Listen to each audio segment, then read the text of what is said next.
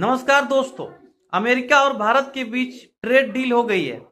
सरकार कह रही है कि इतिहास रच दिया, लेकिन सवाल यह है, क्या ये डील भारत के लिए है या भारत के ऊपर है? जरा ध्यान से सुनिए, क्योंकि ये वीडियो आपकी जेब, आपके भविष्य और आपके देश से जुड़ा हुआ है। जब अमेरिका खुश होता है, स्टॉक मार्केट उछलता है और आम आदमी को समझ ही नहीं आता है कि हुआ क्या। तब समझ लीजिए मामला गंभीर है। सीधे शब्दों में कहे तो अमेरिका ने कहा कि मैं तुम्हारे सामान पर टैक्स कम कर दूंगा, और भारत ने कहा कि मैं तुमसे तेल, हथियार, जहाज और टेक्नोलॉजी ज्यादा खरीदूंगा।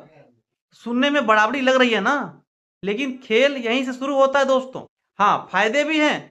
भारत का एक्सपोर्ट बढ़ेगा, कुछ कंपनियों को मुनाफा होगा, अमेरिका से रिश्ते और मजबूत होंगे। लेकिन दोस्तों, देश सिर्फ कंपनियों से नहीं चलता है। अब जरा वो देखिए जो आपको न्यूज हेडलाइन में कहीं दिखने को नहीं मिलेगा।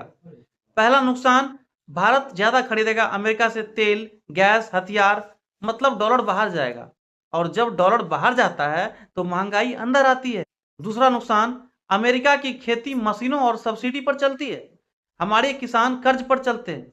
अब बताइए मुकाबला कौन जीतेगा? तीसरा नुकसान, बड़ी कंपनियां फायदे में, छोटे व्यापारी लाइन से बाहर।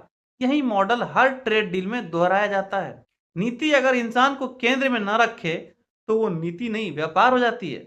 सवाल अमेरिका से दोस्ती का नहीं है दोस्तों, सवाल है क्या भारत बराबरी से खड़ा है या झुककर? क्या आत्मनिर्भर भारत नारा है या सच?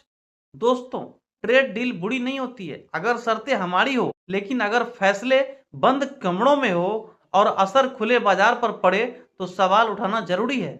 अगर आपको लगता है कि सवाल पूछे जाने चाहिए तो वीडियो को शेयर करिए